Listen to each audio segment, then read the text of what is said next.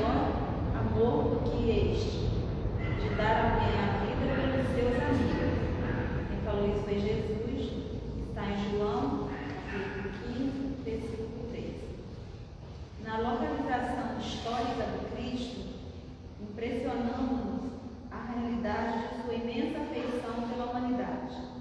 Pelos homens, fez tudo o que era possível em renúncia e dedicação. Seus atos foram celebrados em assembleias de confraternização e de amor.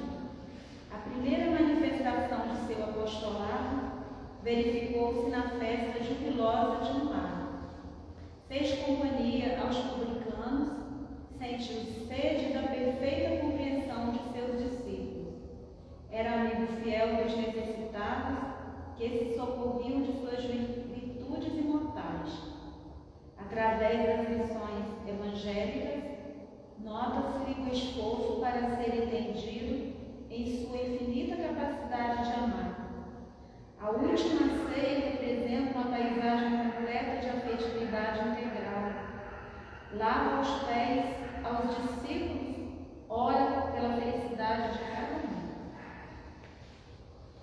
Entretanto, ao primeiro embate com as forças destruidoras, experimenta o Mestre o supremo abandono. Em vão, seus olhos procuram a multidão dos afeiçoados, beneficiados e seguidores. Os leprosos e cegos, curados por suas mãos, haviam desaparecido. Judas entregou-o com um beijo. Simão, que lhe gozara a convivência doméstica, negou-o 3 vezes. João e Tiago dormiram no horto. Os demais preferiram estacionar em acordos, apressados com as acusações injustas. Mesmo depois da ressurreição, Tomé exigiu sinais. Quando estivesse na porta estreita, dilatando as conquistas da vida eterna, irás também só. Não aguardes teus amigos, não te compreenderiam. No entanto, não deixes de amá-los. São crianças e toda criança tem e exige muito. Lindo, né? Vamos aproveitar esse texto, aproveitando dessa lição linda, que Jesus nos abençoe hoje e sempre, que possamos levar a espiritualidade amiga, que nos intua nosso visitante, nosso palestrante, Ricardo, que ele possa ser abençoado, coroado de muitas luzes e nos passar um estudo maravilhoso. Senhor Jesus, visite todos os nossos amigos, encarnados e desencarnados, que eles possam, Jesus, receber a grande bênção. Visite também todos os enlutados, Jesus, e que possamos, Jesus, estar sempre contigo e com o seu amor, e que assim seja, graças a Deus. Ricardo,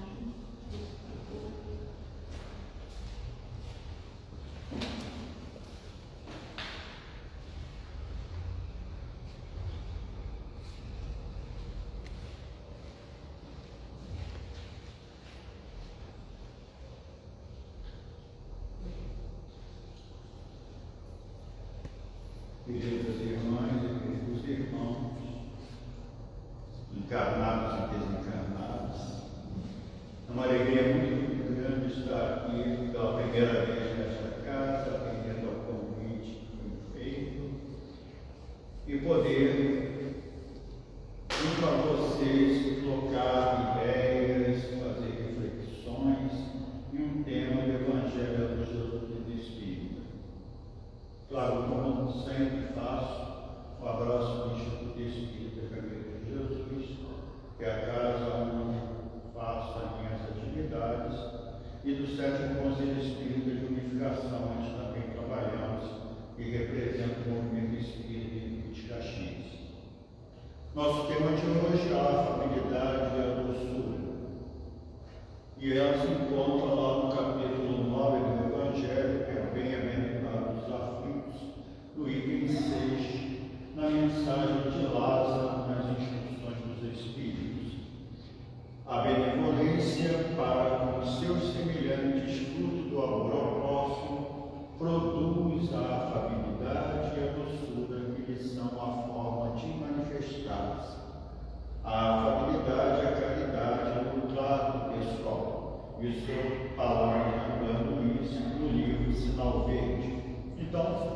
Hoje nós vamos trabalhar esse tema para percebermos até aquela mensagem da forma que Lázaro reflete, que tem tudo a ver com as questões do nosso dia a dia, do nosso momento da atualidade, onde encontramos ainda uma disparidade na maneira que as pessoas agem umas com as outras, fazendo assim com que várias questões que ele vai levantar na sua mensagem, ditada há quase um século e meio, parece tão atual para nós quando vemos a sua abordagem.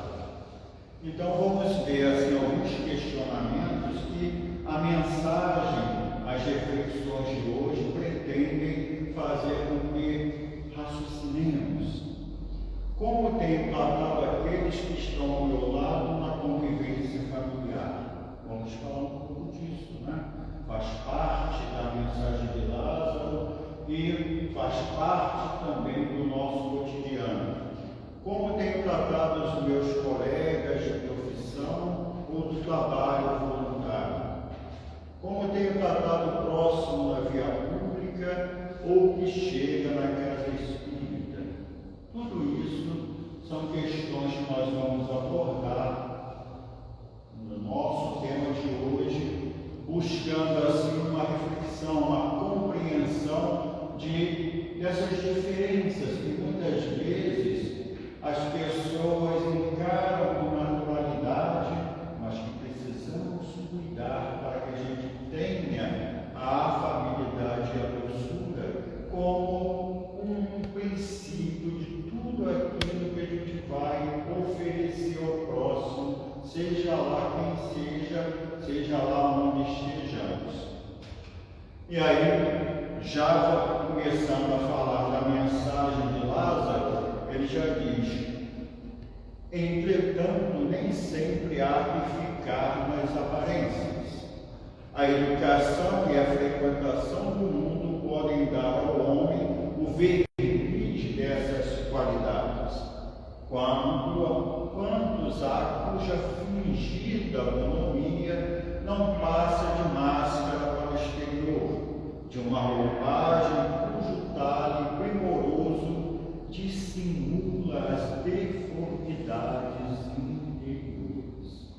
Olha que ele já começa a colocar um ponto que a gente encontra.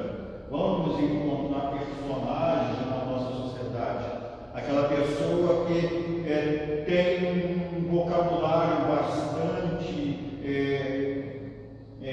amplo, né? Porque a escolaridade, as suas convivências permite que ela seja um bom falador e tenha uma possibilidade de usar frases bem construídas, e aí naquele primeiro momento diz assim: olha que pessoa educada, que pessoa polida, né?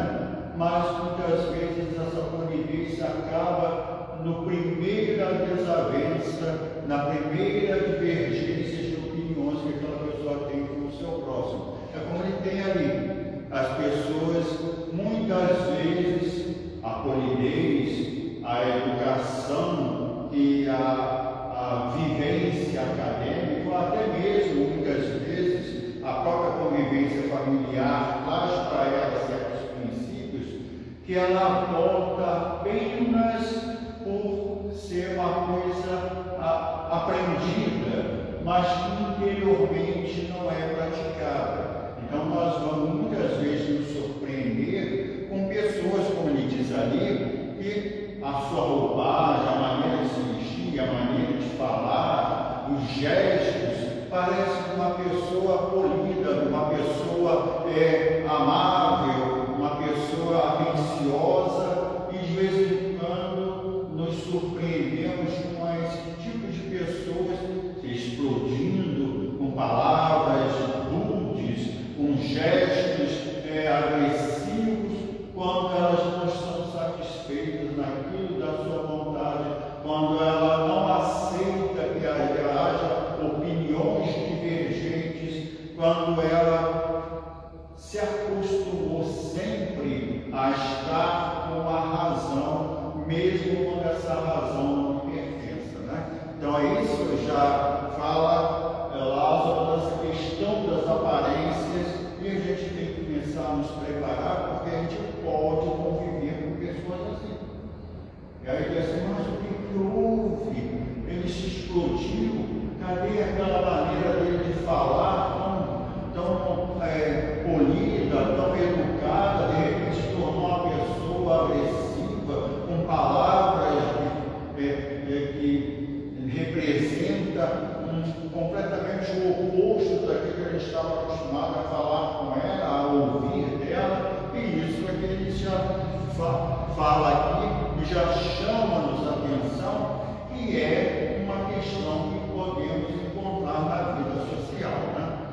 E ele continua: o mundo está cheio dessas criaturas que têm nos lábios o sorriso e no coração um veneno. Vamos encontrar muito. Aquelas pessoas que a gente pode dizer assim, fingidas, né? Aquelas pessoas que às vezes, como se diz no popular, se tornam até pegajosas, querem agradar, está sempre ali rodeando a pessoa com um interesse de estar querendo saber de tudo que ela pode ajudar a pessoa, mas que com o tempo a gente vai descobrindo que é só por interesse. Aquele agrado é uma maneira de estar ali percebendo, através de conhecer melhor aquela pessoa, para depois tirar vantagem desse conhecimento que ela passou a ter naqueles interesses ocultos que ela possui, que são defeitos que às vezes vêm na sua existência. E a gente encontra isso muito na vida profissional, aquelas pessoas que se apegam às outras que têm uma melhor posição na vida profissional, para futuramente, pensando assim, conhecendo, eu posso descobrir as fraquezas e depois organizar uma maneira de tomar no lugar, né? E isso, essas pessoas normalmente são pessoas que parecem dóceis e generosas no primeiro momento. Elas conseguem criar um personagem, né? Daqueles que parece submisso, parece sempre ser uma pessoa agradável, está sempre disponível, mas que muitas vezes, como ele diz ali, parece que tem nos lábios o sorriso, mas depois no coração aparece o veneno. Que são brandas destinadas a gaste, mas que mordem a menor contrariedade, cuja língua de ouro, quando falam pela frente, se muda em dardo peçonhento quando estão por detrás. Características de pessoas, né? E aí a gente às vezes busca entender por que as pessoas são assim. Porque tem pessoas que gostam tanto de conversar e ser agradável, mas que depois a gente descobre que conversar e ser agradável é para tentar saber alguma coisa que ela possa passar adiante no intuito de criar alguma dificuldade com aquela pessoa que ela conversou, né? São aquelas pessoas que gostam das fofocas, que gostam de passar para adiante as dificuldades da convivência que ela conseguiu saber da outra pessoa.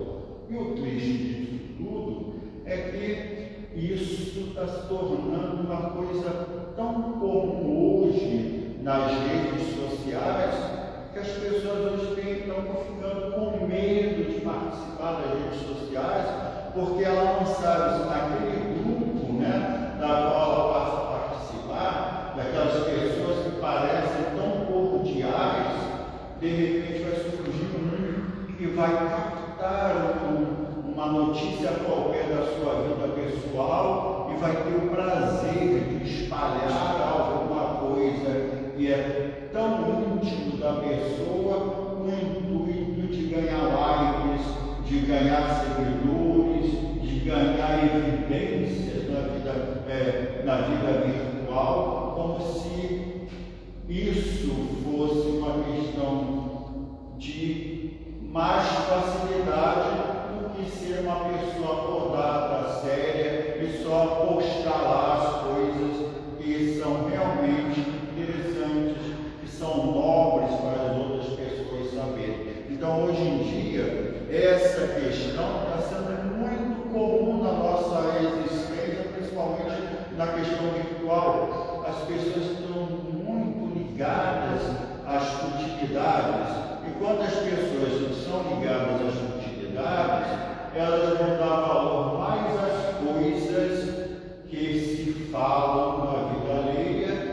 praticamente se ligar nas coisas que valorizem a convivência, de coisas que realmente enriquece o diálogo, enriquece o estar junto, e praticamente faz com que as pessoas passam a se sentirem mais próximas e mais unidas. Então é muito difícil hoje, porque a ideia é sempre que em cada grupo de pessoas, principalmente nas mídias sociais, existe sempre aquele que está procurando descobrir alguma coisa que possa gerar um escândalo e tirar proveito disso. E é tão entranhável que as pessoas perdem até os princípios, né? Hoje mesmo eu estava vendo que a Anvisa veio tirar 40 e tantos grupos de WhatsApp, de YouTube, de outros do ar, porque eram pessoas que estavam se aproveitando do desencarne coletivo daquelas pessoas do avião que caiu lá em Vinhedo, para fazer posts falsos de pedido de ajuda em dinheiro para as pessoas. Como a gente pode pensar numa pessoa que tenha essa facilidade diante de um evento tão triste, tão sofrido que aquelas famílias estão passando, fazer um post falso para ganhar dinheiro às custas do luto alheio, à custa da tristeza alheia. Mas isso está se tornando muito comum. As pessoas já não mais medem consequências para tirar proveito de tudo aquilo que elas podem dar às outras pessoas. Isso, quase 150 anos atrás, essa mensagem, e fala de coisas que estão tão ligadas na nossa atualidade, tão comuns nos nossos dias de hoje. E ele continua: a essa classe também pertencem esses homens de exterior benigno, que, tirando os domésticos, fazem de suas famílias e seus subordinados lhes sofram o peso do orgulho e do despotismo, como a quererem desforrar-se do constrangimento e fora de casa se impõem a si mesmos. São aquelas pessoas que querem mostrar-se, né? Pessoas de bem na sociedade, que criam uma personagem da pessoa feliz, da pessoa realizada, da pessoa que é um bom pai de família, um bom patrão e assim por diante, mas que surpreende as pessoas quando se descobre que em casa é um tirano doméstico, que desrespeita a esposa, que tem ela como se fosse um objeto de posse, onde ela não tem o seu espaço, né? O direito de expressar as opiniões, o direito de partilhar da convivência familiar com o devido respeito às suas ideias, às coisas que ela gosta, que são diferentes daquele marido que acha que ela tem que ser submissa, né? E nós vemos que a consequência de homens como estes são os casos de feminicídio que acontecem nos dias de hoje, né? Que ele está aí nos meios jornalísticos, quase toda semana acontecendo. Os homens ainda nessa visão de donos das suas companheiras não aceitam que elas, por divergências da convivência, não queiram mais continuar convivendo naquele núcleo familiar formado. É como se eles pudessem fazer isso e elas não possam fazer essas coisas, né? Então, se é elas que tomam a iniciativa de dizer não dá para continuar, ele se acha agredido na sua honra, agredido no seu ser superior, ser homem, e não aceitando a proposta do fim do relacionamento. A todo momento a gente vê o homem se transformando naquele animal, né? Que é capaz de tirar a vida da companheira como se ela não fosse um ser humano, como se fosse um bicho, a barata que ele não quer mais que ela tenha, pisa e esmaga e segue adiante. É esse momento de tristeza que a gente encontra. E aí, da onde vem tudo isso?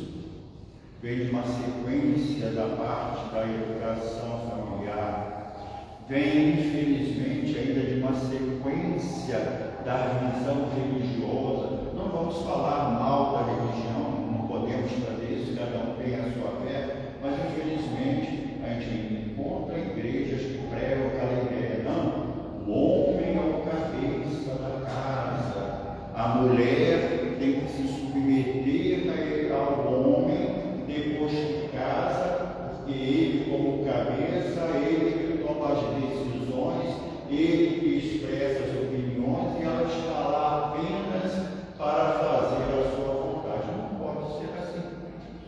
Hoje a gente sabe que a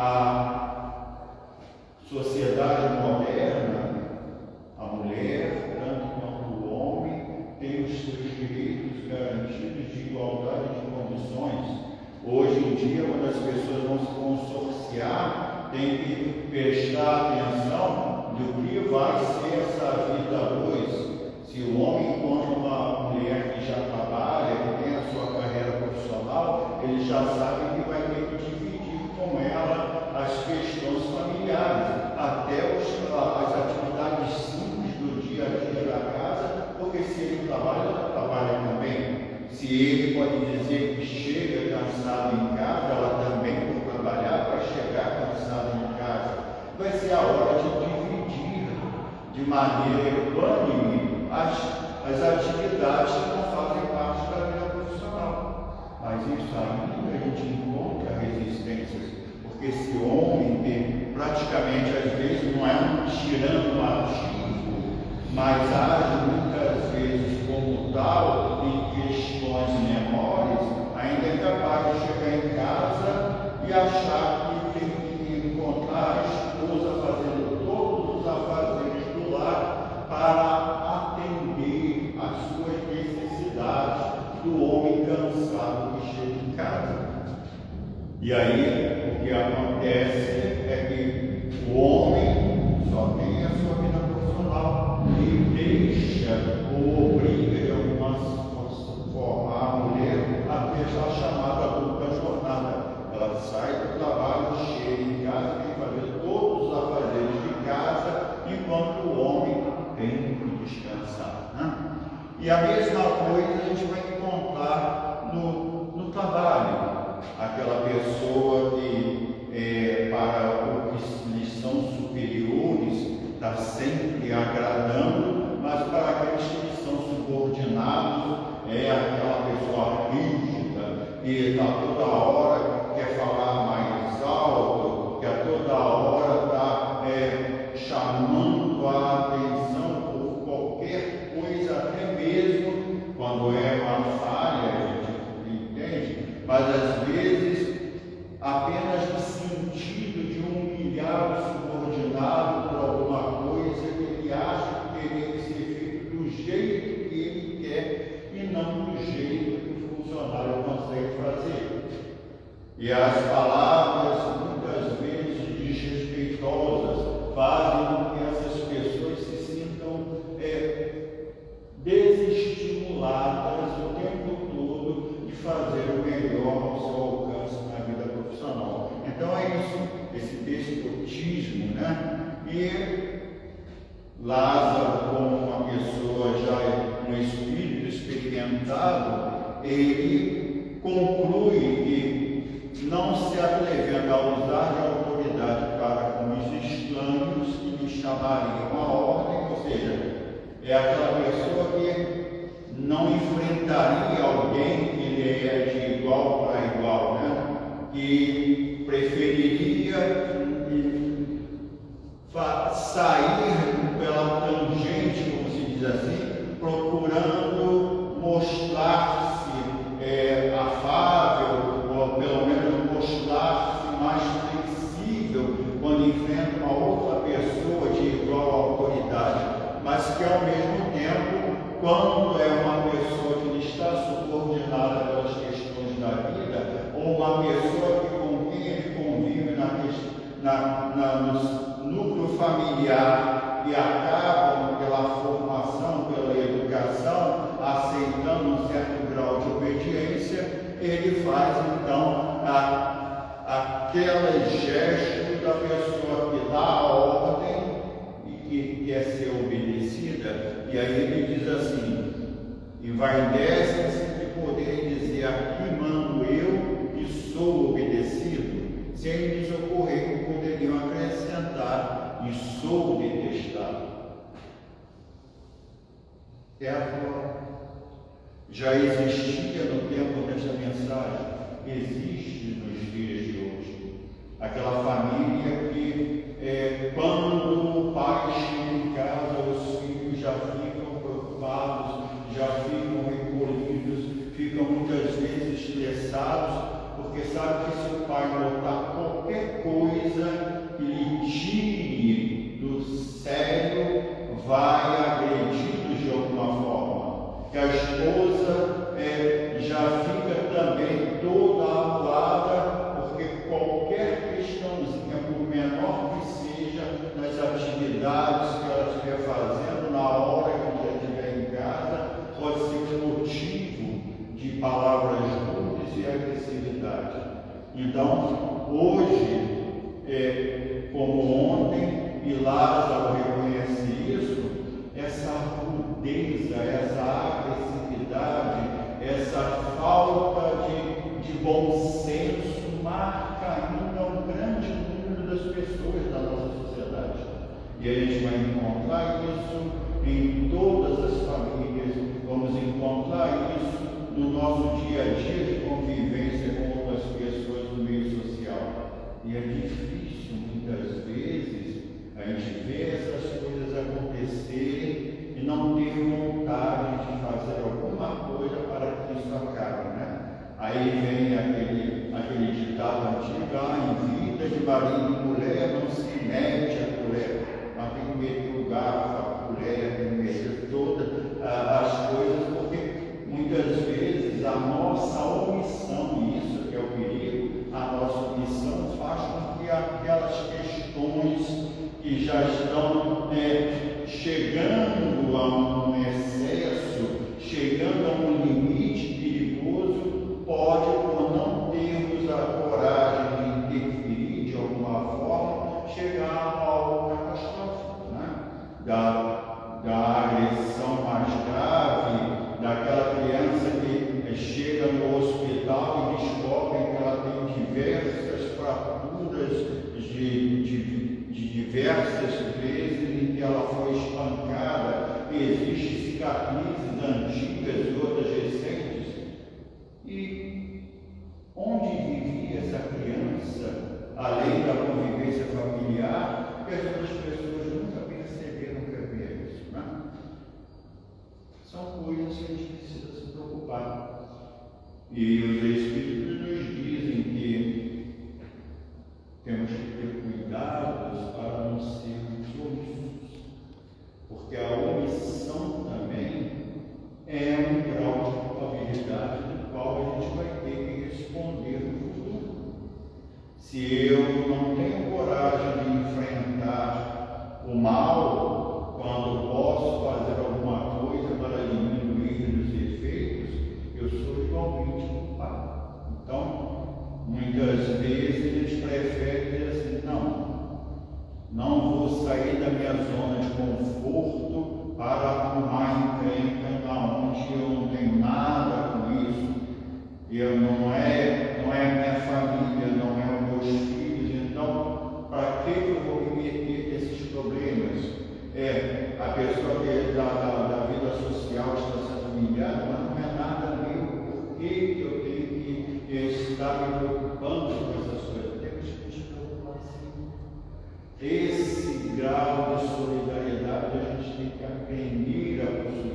Não que a gente vai ter um enfrentamento usando as mesmas armas do que aquelas pessoas, que seria a agressividade. Muitas vezes a nossa formação não daria nem como a gente pensar em fazer desse jeito. Mas vamos buscar outros meios, vamos buscar ajudar naquilo que a sociedade permite, que aquilo que as leis permitem, que possamos buscar ajuda para aquelas pessoas. E por último, se nada no primeiro momento nos possamos fazer para ajudar aquelas pessoas, que pelo menos naquele primeiro momento a gente faça pelo menos uma prece para pedir a ajuda à espiritualidade, a Deus e a Jesus, para que aquela pessoa que está sofrendo as consequências da agressividade possa de alguma maneira ser auxiliada. Analisando ainda a nossa conduta, com a franqueza agressiva, embora tocada de boas intenções, não serás portador do auxílio que desejas, conseguindo gerar não somente o desespero e a indisciplina. Tem muitas pessoas que dizem assim: não, nós temos que falar sempre a verdade. Muito bom, falar a verdade faz bem, mas de que maneira você fala a verdade? De que jeito você diz para as pessoas que a verdade tem que ser a conduta de todo momento? Chamando a atenção em público da pessoa que cometeu um erro, às vezes por falta de experiência, para que ela se sinta humilhada diante de todos os presentes, ou fazendo como os bons conselheiros nos ensinam, chamando ela em particular e explicando que aquela sua atitude não foi a correta, que ela pode fazer uma reflexão para modificar-se naquele ponto, para não mais cometer aquele mesmo erro das vezes seguintes. Usamos da verdade da mesma forma, mas olha a diferença do efeito, No primeiro exemplo, a pessoa saiu humilhada diante das outras pela nossa maneira verbal de chamarmos a atenção de um erro sem os cuidados necessários. A outra pessoa sai de lá, pelo menos, com a obrigação de refletir aquilo que conversamos com ela para se tornar uma pessoa melhor. Por outro lado, não é porque apregoas a verdade com rigor que te farás abençoado na vida. A irreflexão no serviço assistencial agrava as doenças e multiplica os desastres. Muitas vezes, justamente aquela pessoa que se acha dona da verdade, que acha que a verdade tem que ser colocada a ferro e fogo a todo momento, são aquelas pessoas que se tornam as mais odiadas. As pessoas passam a não gostar delas e a desejar a todo momento que ela não esteja mais ali, que ela suma daquele ambiente onde ela passa a ser uma pessoa tóxica, mesmo sendo uma pessoa que preze pela verdade em todos os sentidos. E aí conclui o nosso irmão Lázaro, Não basta que dos lábios manem leite e mel, se o coração de modo algum está associado. Só há hipocrisia aquele cuja afabilidade e doçura não são fingidas nunca simplesmente. É o mesmo tanto em sociedade como na intimidade. Esse, ao demais, sabe que se pelas aparências se consegue enganar os homens, a Deus não engana. Então a gente tem que ter essa consciência. Não adianta eu criar um personagem do bonzinho, da pessoa cristã, de que tanto é isso, uma pessoa às vezes ajustada. Aí encontra a religiosidade, aí quer pregar a virtude para todo mundo a todo tempo, como se ela tivesse se convertido de um dia para o outro no santo, que como se diz nos antigos, o santo do Paulo, todo mundo sabe que não é uma transformação verdadeira. Ela quer impor ao outro aquilo que ela nem adquiriu ainda. E com o passar do tempo, a gente vê que muitas dessas pessoas que se tornam as cobradoras da virtude alheia acabam não cumprindo os deveres para se auto-transformar nas virtudes que ela precisa ter. Em sua mensagem, Lázaro nos fala dessas duas virtudes pouco citadas no cotidiano dos homens em geral, mas exaltadas por Jesus, que incentiva seus irmãos em desenvolvimento espiritual a fazê-las crescer dentro de si, pois com elas em ação serão bem-aventurados. A afabilidade e a qualidade de quem é cortês, delicado, amável, agradável, com quem se pode falar facilmente, acessível. É isso que nós precisamos, não só sermos agradados pelas pessoas que são assim, mas nos tornarmos também assim.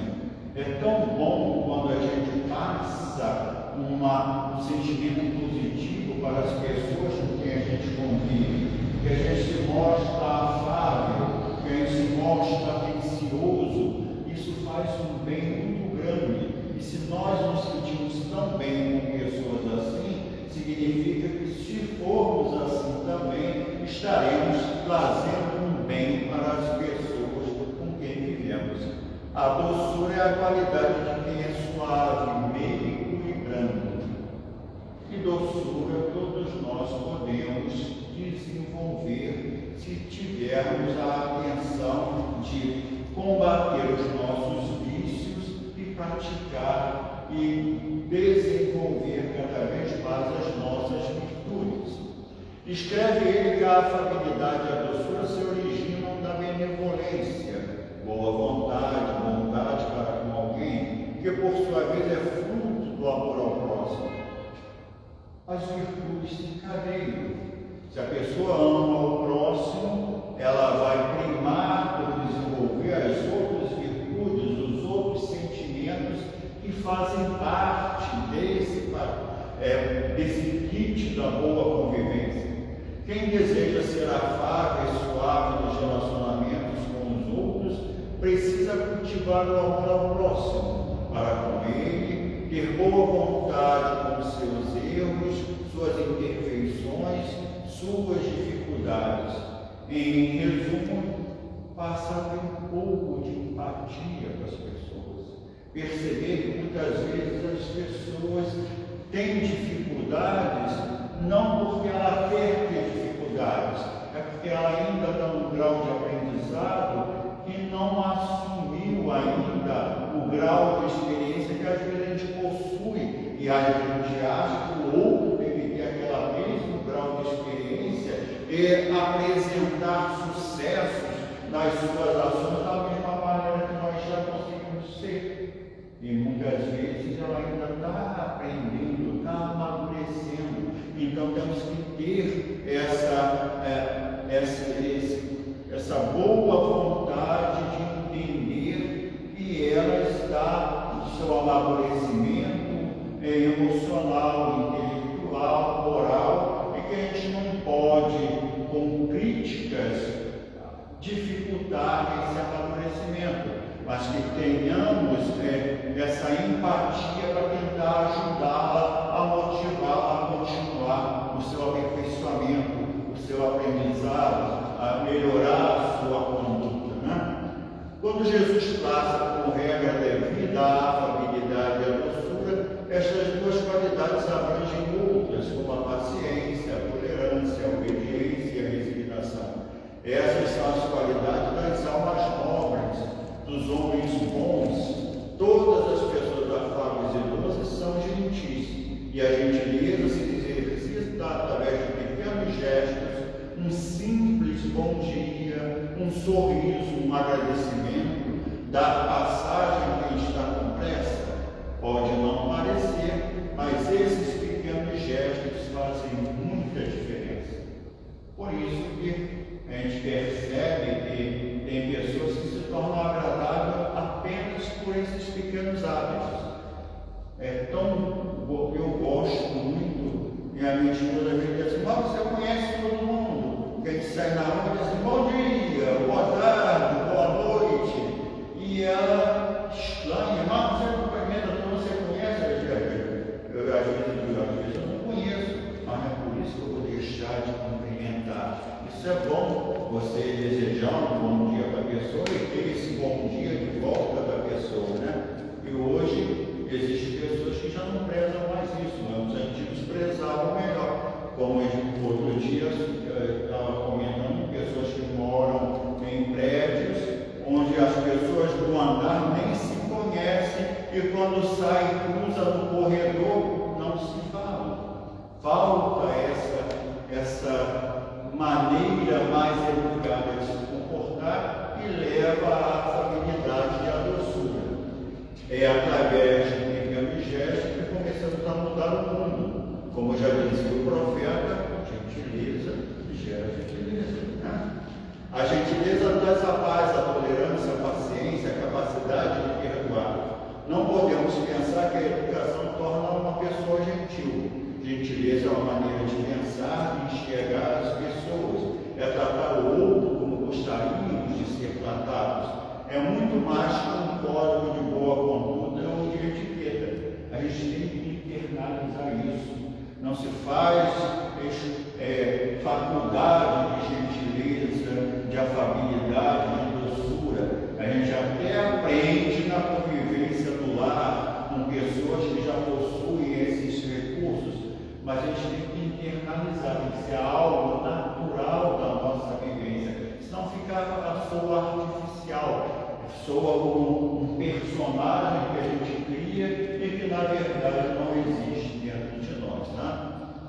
São bem-aventurados que, se esforçando por compreender e aceitar todas as pessoas como são, querendo para eles que de melhor for possível, usando de benevolência para com suas faltas e omissões, tiver sempre atitudes de delicadeza e de afabilidade em todos os relacionamentos.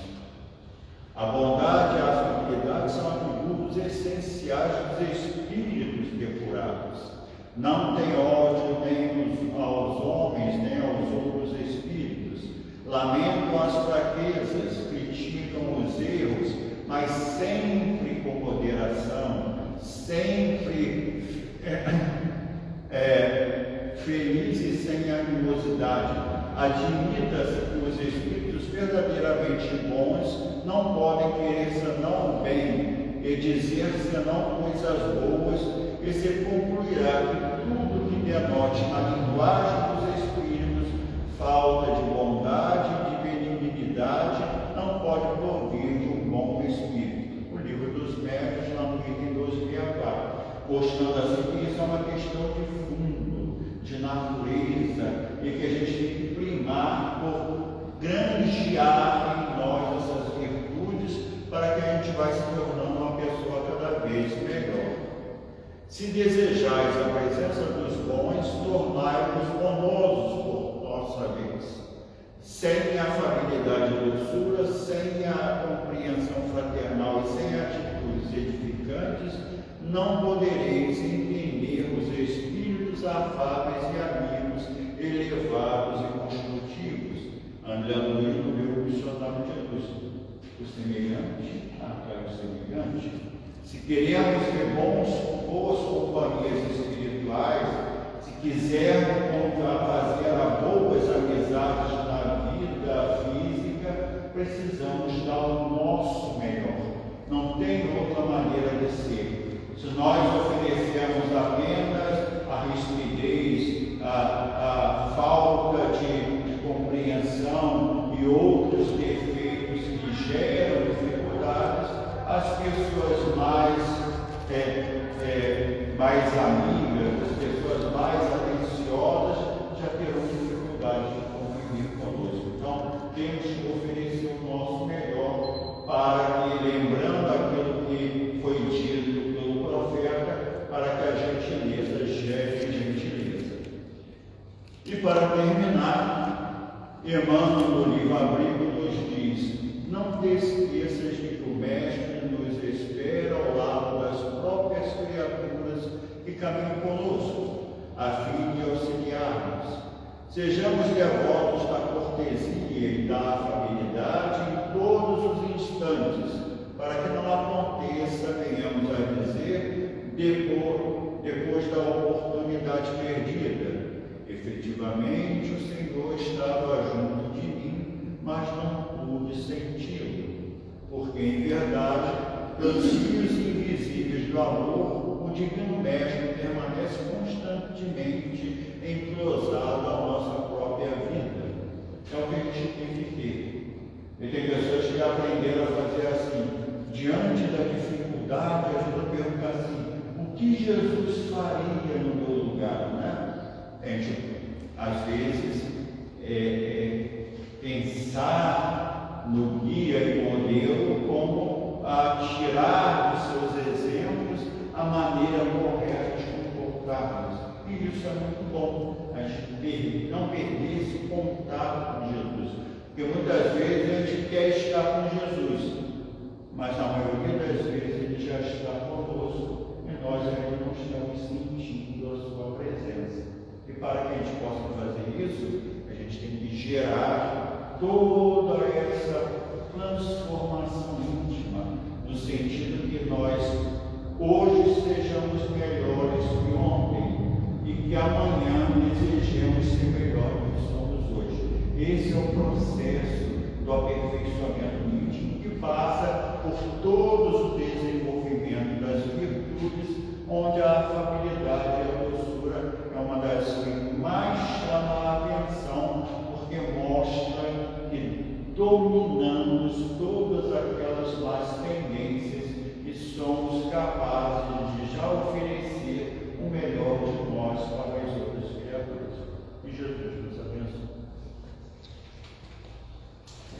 E aí, pessoal, alguém tem alguma pergunta, alguma dúvida, alguma coisa, né? Quiser comentar, falar alguma coisa. E se eu não souber, eu passo para a Jeane. E a gente vai passando, uma hora a gente acha a resposta. Porque às vezes é difícil, né? A gente ter essa doçura, essa afabilidade, né? Ó, não é tão fácil não. Às vezes assim, escutando, fala, Lutinha. Foi muito bem lembrado a situação, né, dos vizinhos, dos prédios, né, do apartamento, as pessoas moram e nem se conhecem, né? Isso é verdade. Por exemplo, mora anos ali naquele mesmo lugar, você pergunta: você não conhece aquele teu fulano? Não sei quem mora lá, não. Né? Isso é muito importante. A gente não precisa ficar grudado dentro da casa do outro, mas precisamos ter essa educação, né? Essa convivência de bom dia, boa tarde, entrar no elevador, ter a educação de abrir a porta, de poder auxiliar, né? Porque são essas pequenas coisas, como ele diz ali, que nos aproximam das pessoas. Com certeza, se você passar e cumprimentar o seu vizinho todo dia, um dia ele vai dizer que ele se chama fulano e você vai se apresentar e se tornar minimamente conhecido, né? Agora, se não passa pelo outro, e um olha para a esquerda, o outro olha para a direita, para não encontrar E no momento de emergência, o vizinho é aquele mais próximo que pode nos socorrer. Principalmente quem mora em prédio, né? Que a gente depende muito dos outros. Exato. Né? De repente acontece uma coisa lá em cima, o primeiro que vai ter que te socorrer. Exato. Você falou isso das palavras, pessoa que usa bem prolixo, né? A gente vê muito isso aonde? Na política hoje. A gente tem que tomar muito cuidado com o que a gente ouve. Né? verbalizam muitas vezes A gente tem que tomar cuidado. as suas ações lá nos corredores da vida, vai descobrindo o quanto o grau de interesse pessoal está acima do coletivo, né? Daquelas pessoas que às vezes são capazes de prejudicar os próprios familiares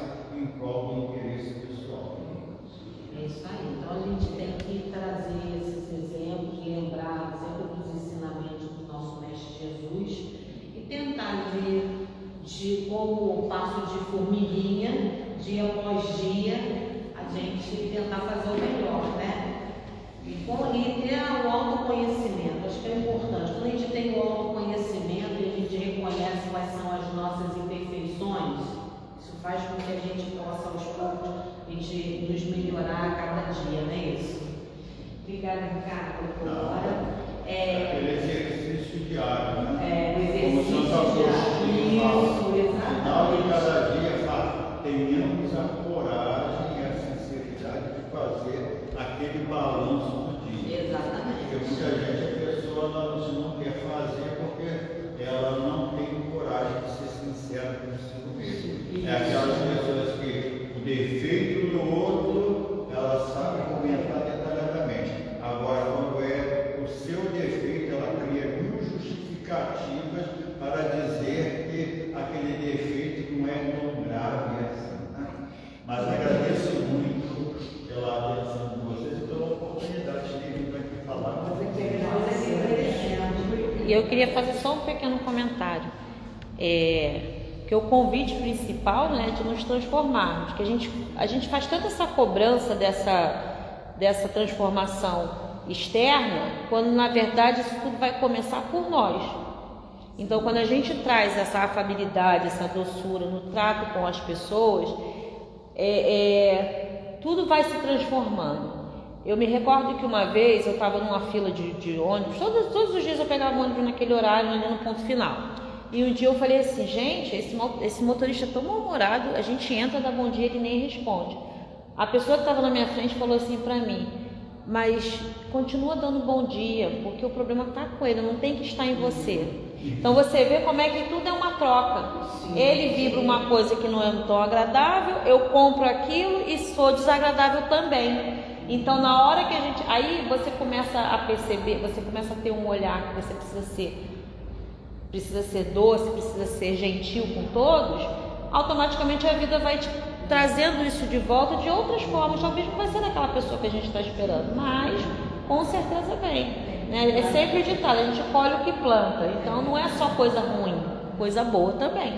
Sim, é atitude. Atitude. Você vê, a pessoa fechou a outra. Já vi uma briga, existe por desculpas, quebra. Exato. Já quebra, bota a mão pra fora, pô, desculpa.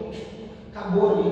A sua atitude acabou ali. E até porque, Laerte, a gente não sabe o dia daquela pessoa, o problema que aquela pessoa tem, mas a gente tende a achar que todo mundo tem que me tratar bem e eu não tenho que tratar bem as pessoas. Né? Então, é aí que vai acontecendo a transformação. Exato. O reagir tem que ser uma coisa muito cuidadosa, porque se a gente deixar seguir pelo ímpeto, a gente acaba reagindo mal e causando mais problemas do que achando uma solução cordial para os problemas da vida. Tá ótimo. Então, pessoal, vamos agora falar sobre da nossa agenda, né? As atividades aqui no centro. Então, toda terça-feira, às 3h30, às 3 horas da tarde, nós temos palestra pública. Depois, 7 horas da noite, nós temos um grupo da irradiação, a peça da irradiação. 7h30 nós temos outra palestra pública também. Essa já é de forma híbrida. A primeira é só presencial, às 3 horas da tarde. Essa é híbrida, né? E quarta-feira nós temos o nosso grupo de estudo virtual, que a gente intercala. Uma quarta-feira é o Livro dos Espíritos, a outra quarta-feira é a Gênesis, com os facilitadores do Flávio Dantas e o seu José Antônio. Na quinta-feira nós temos um grupo de espiritualidade, um grupo de estudo que aí é presencial, que aí está estudando o Evangelho segundo o Espiritismo, mas está mais lá no iníciozinho. Então, quem quiser participar, não conheço, quero começar, quero vir fazer o estudo. Quinta-feira, presencial, aqui 7h30. Nós temos também o artesanato, 2 horas da tarde, na quinta-feira. E aí depois a gente vai para sábado, que nós temos um dia mais alegre, que é o dia da evangelização infantil. Grupo da família, nós temos o bazar, nós temos a mocidade, nós temos lanchinho, cafezinho, lanchinho. É o dia de a gente aproveitar. Tudo começando às 9 horas da manhã e vai até 12h30, e aí vai até o último grupo, que é o grupo da mocidade, tá?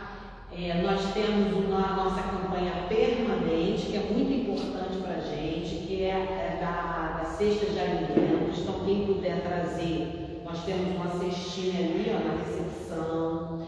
Nós recebemos em dinheiro, se quiser fazer uma doação de dinheiro. Dependendo do local, a gente pode ir até em casa para receber e pegar a cesta, tá bom? E a entrega da cesta para as famílias assistidas e o grupo das vovós é sempre no último sábado de cada mês. Sempre no último sábado nós temos a entrega. Quem quiser vir para ver, participar, se a sua doação está sendo revertida para as famílias assistidas pelo grupo, pode vir, é convidado nosso. Volta de 11 horas a gente faz a entrega das cestas, então pode estar aqui, tá bom? E é isso. Nós vamos fazer a prece, depois da prece nós vamos fazer o trabalho do passe. O passe não é obrigatório, só para quem quiser. Nós temos também aqui na recepção nosso irmão colocou a água magnetizada, também é opcional, somente para quem quiser. E você que está em casa, que queira receber também esse trabalho do passe, essa energia aqui da nossa casa, está aqui conosco, venha na próxima terça-feira, tá bom? Então vamos elevar o nosso pensamento, para que a gente possa agradecer ao nosso Pai Maior pela oportunidade de estarmos aqui, pela oportunidade de termos tido a escolha de participar desse estudo de hoje. Agradecer ao nosso irmão Ricardo, que veio de longe para trazer para a gente este tema tão importante e as suas palavras que vão ficar em nossa mente, para que a gente possa trabalhar dentro de nós tudo isso. Agradecer a espiritualidade que estava presente em todo momento. Nosso Mestre Jesus, com certeza, estava entre nós e está ainda nos ajudando, nos induzindo, trazendo a paz que nós precisamos. Obrigada, Senhor, por mais esta noite, principalmente com luz elétrica, e pedindo, Senhor, que essa energia que se fez espiritual possa ser levada para os nossos lares, nossos familiares, nosso retorno para a nossa casa, que nós possamos passar a semana com essa energia para que possamos estar aqui na próxima terça-feira. Obrigada, Mestre, obrigada, Pai, por tudo. Que assim seja, graças a Deus.